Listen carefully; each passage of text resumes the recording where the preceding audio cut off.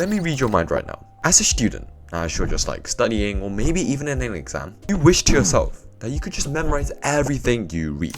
Because for me, I know that I've been in one too many exams where I'm faced with a question like on my exam paper that I know I've literally studied for and I read the notes for just a couple of hours before. And it's literally right there in my brain, like I can almost see it, but the image is fuzzy and you know it's cooked because I start putting like these type of emotes. And I know you relate because remembering what you study, remembering what you read is the goal. Being able to replicate and reproduce what you read and study is the point of studying, right? Whether it's a formula, a quote, a concept, or a definition, that's what an exam is testing. And while I can't guarantee that I could turn you into that guy from Suits who has photographic memory, I can guarantee that if you follow what I'm about to teach you, you can start to remember everything that you study and read so well that the information in your brain goes from like a fuzzy like 240p image to a crystal clear Ultra HD like 8K like resolution image, which is something that I was able to do, and hence I was able to get these scores in my exams. And so let's get into it. The real reason that you can't remember what you study and read, and the reason that you're having to keep like look over it again and again and study the material again, is because you're not doing anything with the information you learn. Your attention is low. For instance, if you're learning about respiration at school, all that is, like literally all that is like some words and like numbers on a page. But if you do a practical at school, you control the factors such as like the oxygen, the glucose, it becomes something more. You're engaging with the information, and that's why you tend to not forget like practicals you do at school. We can use these same principles when we study to make it so that it sticks and we memorize everything we read and study, that people genuinely think you're like an AI bro. And so the thing you have to do whenever you read or study something new is that you have to do one of these three things, those being summarize, test, or criticize. So let's start with the first one, summarizing. So after reading some information or studying it, try summarizing the entire concept, the entire thing you just studied, into just one singular sentence, the one main idea key point. But what if you had two sentences? What about three? I call this technique onion peeling because it forces you to engage with what you read by forcing you to actually think about what is the core concept that is behind everything. So I just studied the whole of respiration, but what is it all really about? How can I describe it in just one sentence? And so starting there and considering what are the core concepts surrounding that by trying to explain it in two sentences, then three. This is a form of summarizing that condenses that big information into something that's easier to revise later, obviously, because it's summarized, but it's also training your skill of picking out important and key information within a large amount of concept, which is a really effective way of studying. I found that most concepts you learn, you can summarize in 5 bullet points or less. Try doing this for all of your concepts. And so it's really effective because later down the line, you could also put these on flashcards and memorize just the key points, because who wants to like memorize loads and loads and loads? And just extending upon summarizing, I know this works because this is also what the Feynman technique is really about. The Feynman technique is just teaching something to another. And when you're having to teach something to another person, when you're having to teach a concept, you're having to summarize that information in your own way, right? Engaging with the information.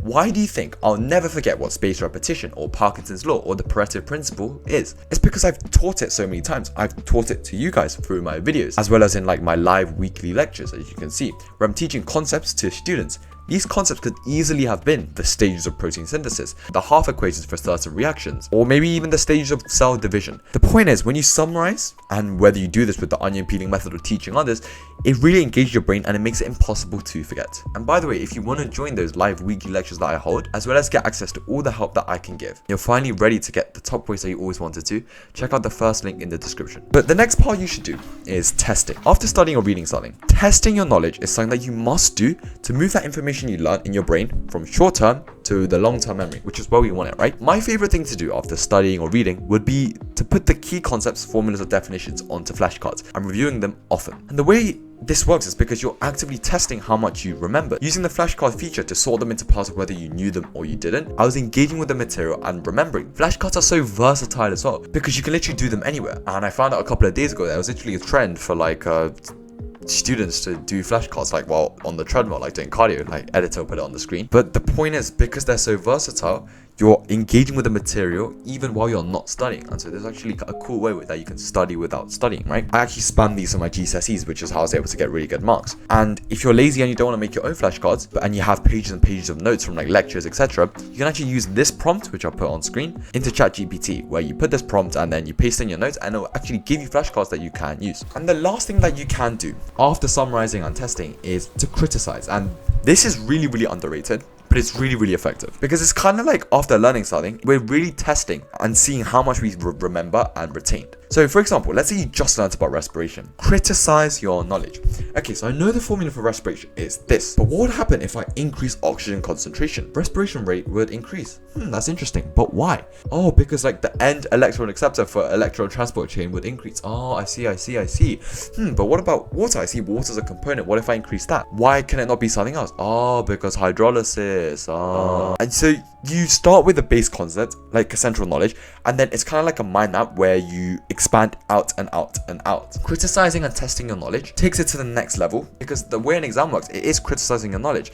And so we're revising in the first place by starting with the concepts and really digging in and trying to see which areas you don't understand. If you really understand it, you know how each component works separately. To try doing this, to make it easy, you can use a table, compare with other things that you already know, compare respiration against photosynthesis, do a Venn diagram. These are really, really effective ways. Can you even try and make analogies? Because the way memory works is, if you think about it, like let me just set the scene. I talk a lot to this one friend, right, who's really, really forgetful, and we were having a conversation. I was like, oh yeah, bro, like, you remember you're talking to that one guy?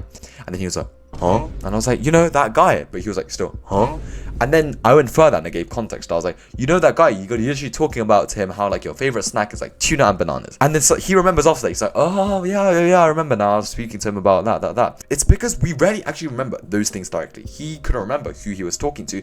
But when I gave him the other thing, like, oh yeah, remember you were talking to him about this, because he remembered the thing he was talking about, he hence remembered the person that I was referring to. When you criticize and you create that mind map of knowledge, you're making it 2 times more likely for you to remember because you're creating analogies. And so even if you forget the actual thing, if you remember the analogy, you end up remembering the main thing.